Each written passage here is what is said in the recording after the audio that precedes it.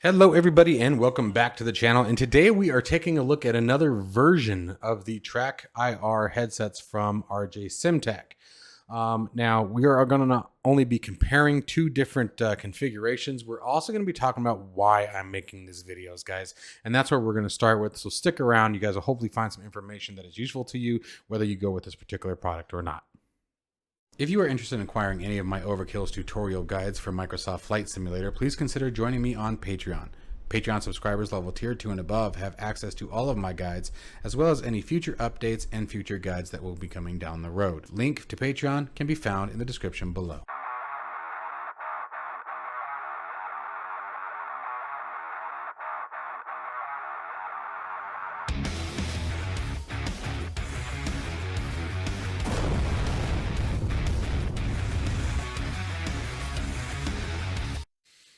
Okay, guys, so first off, let's talk about why am I making these videos.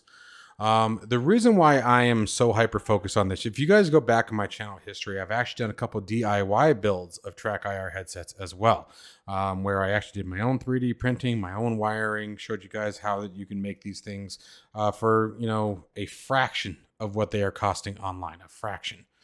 However, what was the driving force in that was that trackir from Natural Point, I would say, call them the godfather of the trackir headsets. They really did take the industry by storm. I mean, when I say the industry, I mean our industry, the simulation genre, if you will. Everything from first-person shooters to racing to flight simulation, the ability to turn your head and have the camera move with it. They really were the original name in the game, if you catch my drift there. And so Natural Point really was a great, fantastic product for a long time. They had the trackir version 4, then they had trackir version 5, and that was the latest. Now, the problem that I've had with it is in my tenure, I used trackir from Natural Point, the version 5, for about 3.5 years straight. In those 3.5 years, I had 2 of the cameras that sit on top of your monitor die. And I had 2 headsets die. One of them was admittedly my fault. Honestly, it fell on the floor and I stepped on it. But I just barely touched it with my foot and it cracked. But that was my fault. And then the other one just stopped tracking for crap one day. And so I've purchased 2 of the Pro Clip hats. And then on the last Pro Clip hat that I had, I was trying to switch it over to a new headset and it wouldn't fit the new headset I bought. The clamp was so small and so janky, there just wasn't any way that I could get it on my brand new Bluetooth headset, which I really enjoyed because the sound was great. And that was sort of the final straw for me, and what made me finally decide, all right, I got to come up with my own solution here because I want to use the $200 headset that I just got. It was actually my wife who got it for me for Christmas. And so that's what started the whole game. That's what started me really on the path. And as I started diving in just with the prints that I could do myself, and keep in mind, I am terrible with 3D printing. My 3D printer, if I get 3 out of 20 good builds out of it, I'm doing all right. It's a good thing that I stick with YouTube and IT, because if I was asked to be a 3D printer administrator, I'd probably be fired in the first day. So with that in mind, I was able to build a couple different variants on my own that were far superior, that I felt, to the Natural Point trackir as far as build quality and strength and durability, and the ability to very easily move them from one headset to another without having to worry about the little plastic clips that the Pro Clip from trackir used, and they would break and they would stretch and et cetera, et cetera. And this is going to sound like I'm trying to, but I'm really not trying to put Natural Point down. It's just they've reached a point now where the current pricing, I've been following them for a couple weeks, is anywhere from $150 to $185 before tax. That's US dollars. That's insane. And the reason why I say it's insane is because you can build your own and come up with your own camera solutions for far, far cheaper. If you're better with a 3D printer and you're good with wiring and LED, you don't even have to be good, because I was terrible with a soldering iron and I still managed to get mine to work. If you're willing to put forth the effort, you can do it for as little as $65, $70, complete out the door, if not less than. I am highballing that. I am highballing that price intentionally. You could probably do it for far less than that, honestly. Okay. Then you have all the different webcam configurations that are coming out now, and a lot of them are free, where you don't need anything on your head, and there's options coming out. You have the Tobii eye tracker coming out.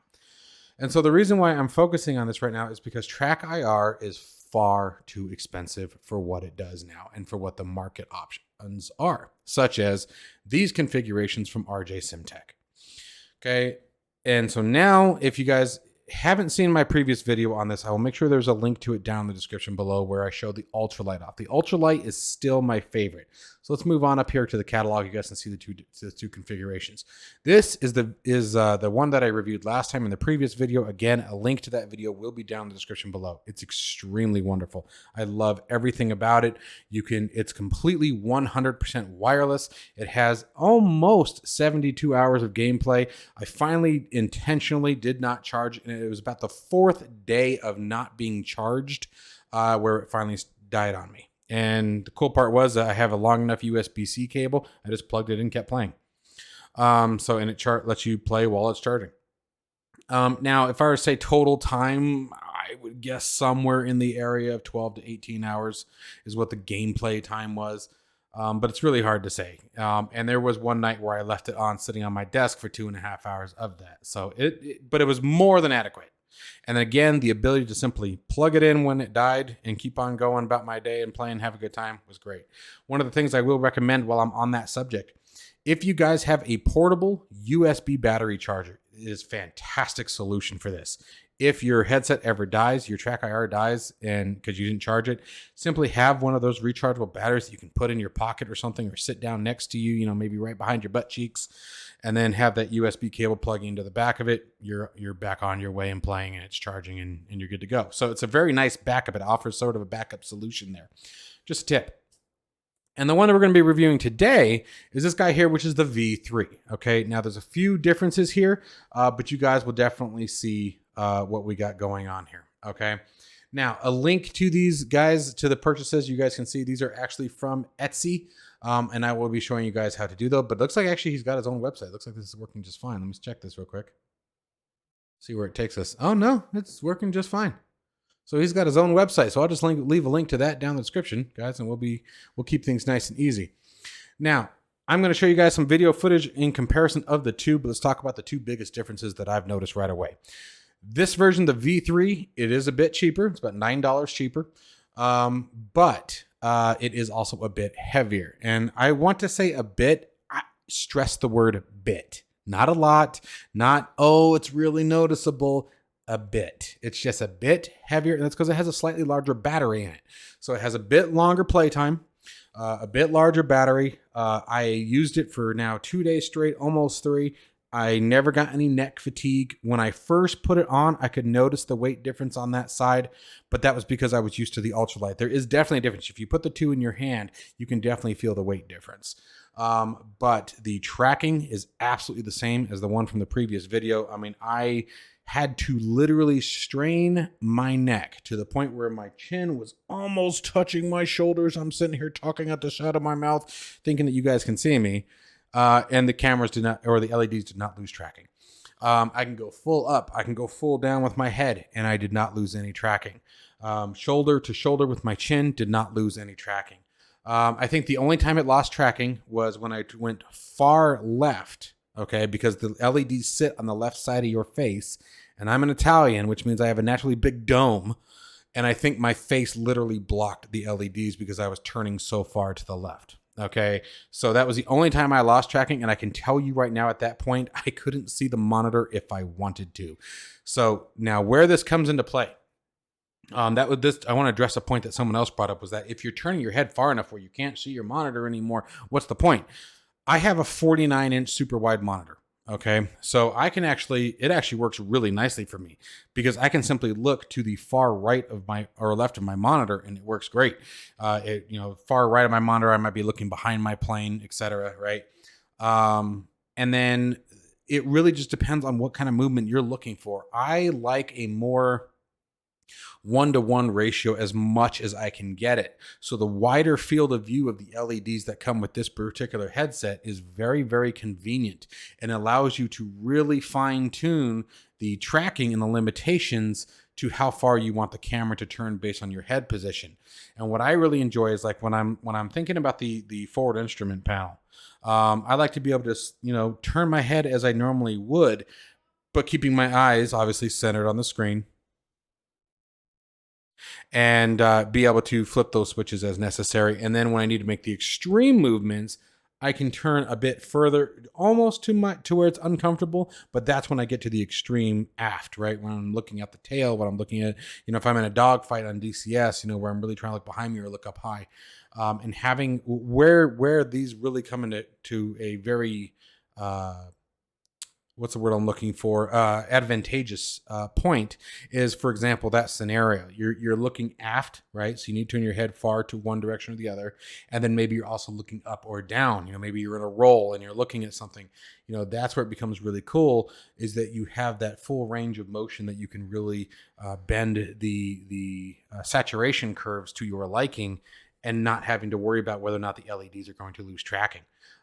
Every other headset that I've had, including the one from trackir, there were certain points where I would lose tracking, where it was frustrating because I'd want to set a certain curvature to that point. So is it the end all be all because of these LEDs? No. And I want to make something very clear that as much as I love this particular developer, he's not the only one out there. I love his products. I think they're the best that I have seen thus far. That is my genuine, honest opinion. But I want to make sure that you guys also read down in the comments below. There are many people who have commented on other developers' work who make just as fine quality products. So make sure you guys keep that in mind. Okay. Now, let's go ahead and take a look at some video footage on the things that I find to be the most advantageous about RJSimtech's particular builds. Okay, so first off, right off the bat this is the V3. I want to remind everyone the earphones do not come with it. Those are mine, as is the head here. That is my friend Bill. But you guys can see that the quality, if you guys have seen, look at the pictures from Amazon on the Natural Point trackir 5. And then look at this one. Just right down from the mounting. You have a nice cushion between the mounting bracket and the headset itself, which keeps it from vibrating or clinking or clanking, as well as sliding on the plastic. The awesome mounting feature and the adjustment, you have a bolt that goes through a tension ring that allows you to very easily move it up and down without the headset getting loose or anything like that. Now here on the V3, the difference between it and the ultralight is you can see the charging port is actually in the front of it, as is the power switch, where on the ultralight it's in the back. Now, one thing to remember right off the bat here is that the V3 here has a larger battery, so you're going to get a bit more gameplay time.